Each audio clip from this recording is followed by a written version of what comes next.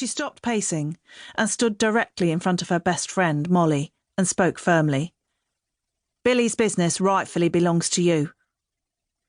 Molly looked up at her with wide eyes but didn't reply. Georgina continued, As Billy's widow, you're entitled. Instead, we're all struggling to make ends meet while that weasel Mickey the bloody matchstick is reaping all the benefits. I never married Billy for his money. I had no choice. You know that, Molly whispered, as if trying to conceal her words from her baby son. Edward gurgled softly in Molly's arms, and she looked down, smiling warmly at him. Edward Wilcox, Georgina thought, the 3-month-old baby of Billy Wilcox. The child would never know his father. Jane had seen to that, and it was a blessing. After all, Billy had been a madman, an evil bully who'd left dead bodies, pain and destruction in his wake. Georgina shuddered at the memory of nearly burning to death at the hands of Billy Wilcox and being beaten unconscious on his orders.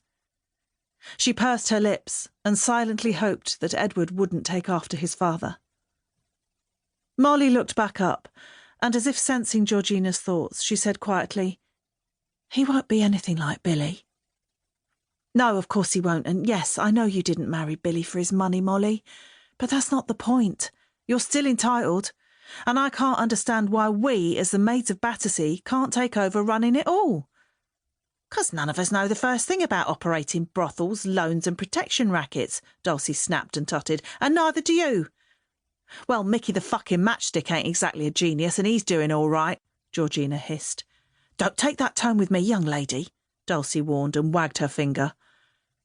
Georgina immediately regretted snapping at her gran and hung her head. I'm sorry, she muttered. I'm just frustrated. After everything that Billy put us through, it don't seem right that we ain't getting a penny from what he left. Especially his widow and mother.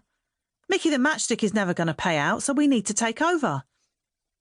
All right, and I must admit I'm fed up with threepence worth of scrag ends of mutton. But I don't understand how Mickey came to take charge in the first place. It was my fault, doll, Molly said, her voice barely more than a whisper. When Billy died, Mickey came to see me and offered to keep things running for me. I told him to do what he had to do. Next thing I know, I got a visit from a couple of blokes warning me to stay away. See, Gran, he just muscled his way in, and it's about time we showed him that we won't be intimidated. Huh, the audacity of him. All right, I can see how determined you are, Georgina. So let's hear it then. How exactly do you suppose we do this? Dulcie asked. Fanny, Molly, and even Jane now looked at her. At last, she thought, she finally had their attention, and they were taking her seriously. Well, first things first, I need information about Mickey.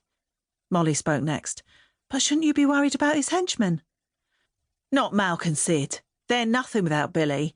As for Knuckles, he's a big bloke, but he ain't the sharpest knife in the block. Leave Knuckles to me, Jane said. The sound of her voice took everyone by surprise, and all heads swung around to look at her. Knuckles is easily bought. I used to pay him for information and updates on what Billy was up to. Of course, he never divulged that Billy had killed my husband, or anything about what Billy had done to you, Georgina. But I know the man won't have any loyalties to Mickey. Let's get Knuckles on our side, then. Do you think you can persuade him to meet with me? Yes, no problem, Jane replied. And for the first time in months, Georgina could see a spark of the woman Jane used to be before she shot her son. Great, now we're getting somewhere, Georgina said and smiled. But she noticed a worried look on her gran's face and asked, What's wrong? I don't know this Mickey bloke, and I'm worried about you dealing with him, Dulcie answered. Honestly, Gran, you don't have anything to fear as far as Mickey is concerned. He's nothing but a weedy little arse-licker. You should see him. His face is all scarred on one side, and he tries to claim he got injured in the trenches. But the truth is, Billy burnt him for back-chatting.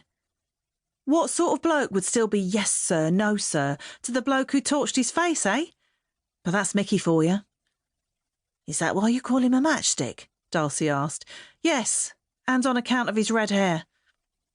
Dulcie chuckled, but then, looking serious again, said, I still don't like the idea of you confronting him. I can look after myself.